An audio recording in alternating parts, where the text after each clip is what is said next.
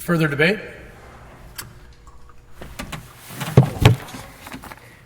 I recognize the member from Ottawa Centre. Thank you, Speaker. You know, in Ottawa Centre, you do, in Ottawa Centre, and across Ottawa really, we have a lot of elevators everywhere. Elevators in buildings, people, hundreds, thousands of people every day take elevators up and down, go to work, they go shopping.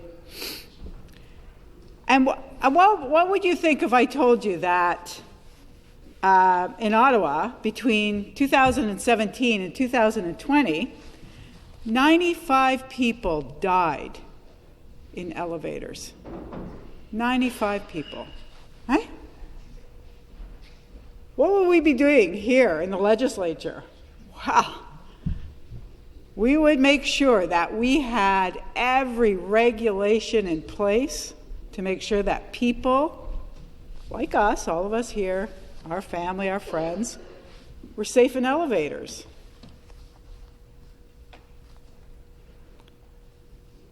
But in between 2017 and 2020, 95 people died on the streets in the city of Ottawa.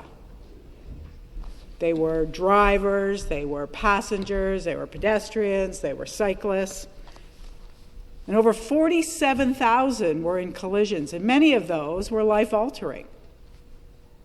They were catastrophic.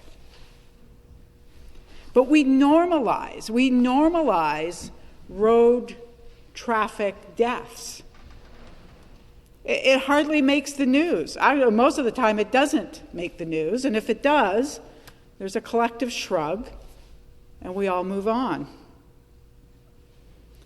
And Schedule 5 of this bill now is going to ban one of the most effective measures we have to slow down traffic, to calm it.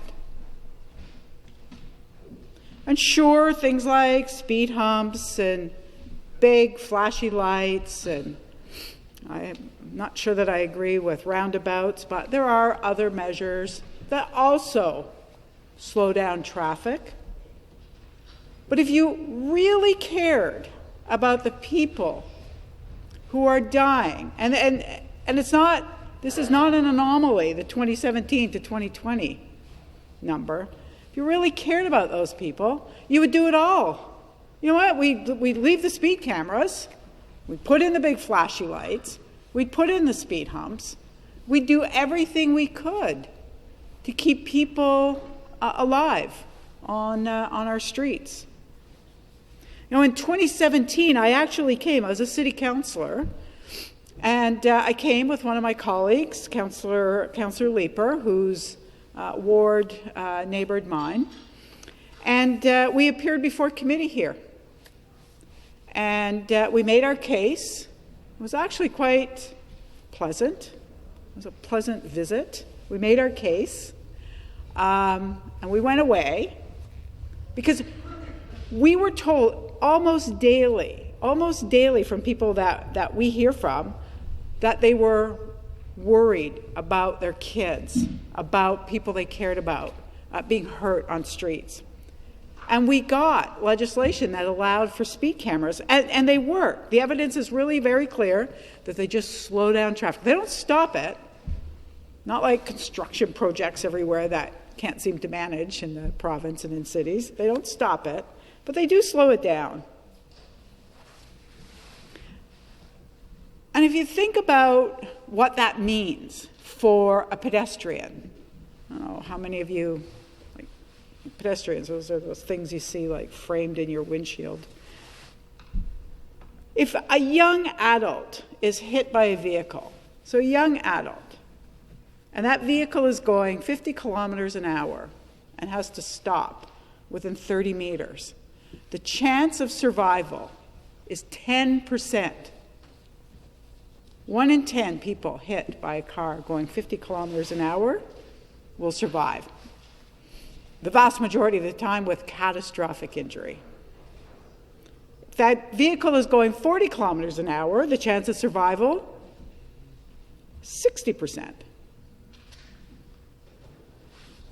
But if that same vehicle hits a young adult and is traveling at 30 kilometers an hour, the chance of survival is 90%. 90%.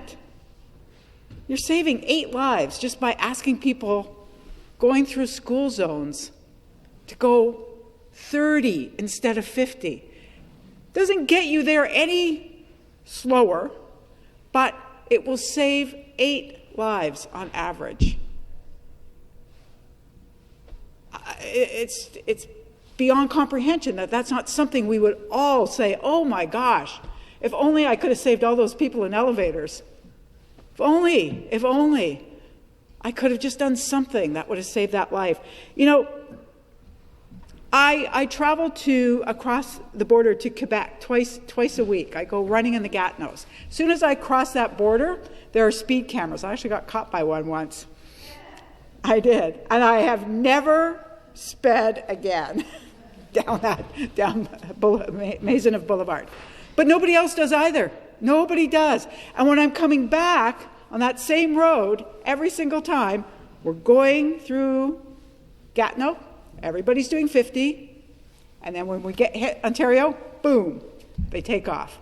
So you are actually allowing people to just come into the province and speed, because they don't do it where they have speed cameras.